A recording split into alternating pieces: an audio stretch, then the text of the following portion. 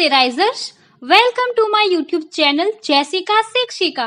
So friends, I hope कि आपने इस वीडियो का पार्ट 1 देख लिया होगा और अगर आपने नहीं देखा तो आई बटन पर क्लिक करके पार्ट 1 देख लेना, क्योंकि उसमें मैंने प्री इंटरव्यू प्रोसीजर के बारे में बताया है। आज मैं बात करूंगी हाउ वाज माय इंटरव्यू, मेरा इंटरव्यू कैसा रहा, मुझसे कौन कौन से क्वेश्चंस पूछे गए और मेरे कौन से वीक पॉइंट्स रहे, उन सब के बारे में आज मैं बात करूंगी। प्रीवियस वीडियो में जैसे कि मैंने बताया था कि समथिंग 7 बजे के बाद मेरा टर्न आया होगा। नॉर्मली जैसे कि मैं कम इन सर ऐसे पूछकर अंदर गई, फिर उसके बाद सबको ग्रीटिंग्स किया लाइक गुड इवनिंग एवरीवन। फिर उन्होंने मुझे बैठने के लिए कहा और फर्स्ट क्वेश्चन उन्होंने मुझसे मेरे सरनेम के रिलेटेड ही पूछा, क्योंकि मैं गुजरात से बिलोंग करती हूँ और हमारे यहाँ हमारी जो सरनेम होती है वो डॉक्यूमेंट में नाम के आगे मेंशन होती है। जैसे कि मेरा नाम जैसिका डोरू है तो मेरे डॉक्यूमेंट्स में लिखा है डोरू जैसिका। तो उन्होंने मुझसे यही पूछा व्हाट इज डोरू, तो मैंने कहा sir it is my surname. उन्होंने कहा ओके। फिर उन्होंने मुझसे कच्छ रिलेटेड क्वेश्चन पूछे, क्योंकि मैं कच्छ से बिलोंग करती हूँ इसलिए उन्होंने मुझसे पूछा डू यू नो कच्छी। मैंने कहा यस सर आई डू। फिर उन्होंने पूछा what is Kutchi, is it language or what.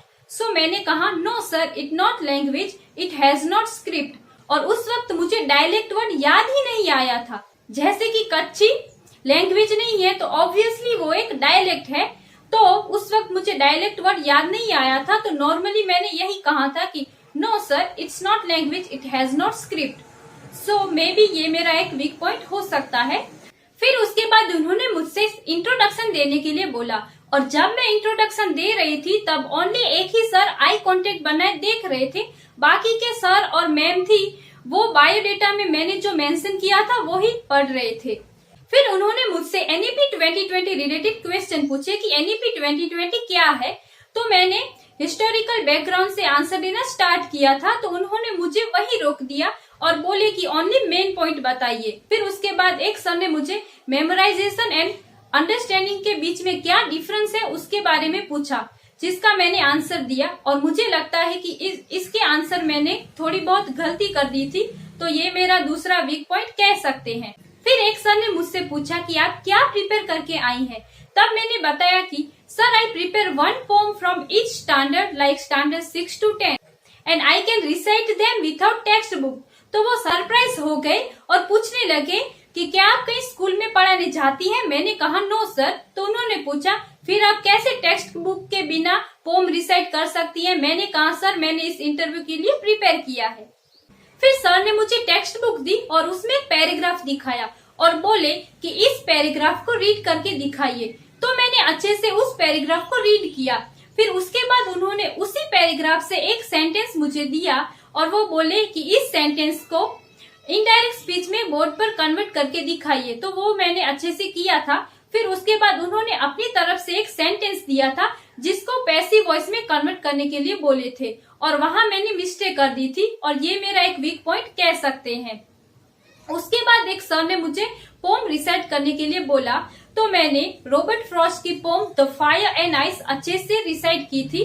फिर उसके बाद उसी पोम के रिलेटेड क्वेश्चन पूछे गए थे, लाइक इस पोम का मीनिंग क्या है, एक्सप्लिसिट मीनिंग है या इम्प्लिसिट मीनिंग है, और फायर एंड आइस रिलेटेड भी क्वेश्चन पूछे गए थे। उसके बाद इंग्लिश लिटरेचर रिलेटेड क्वेश्चन पूछे गए थे, जैसे कि रेस्टोरेशन एज, एलिजाबेथन एज और चेतन भगत, उन सब के बारे में पूछा गया था।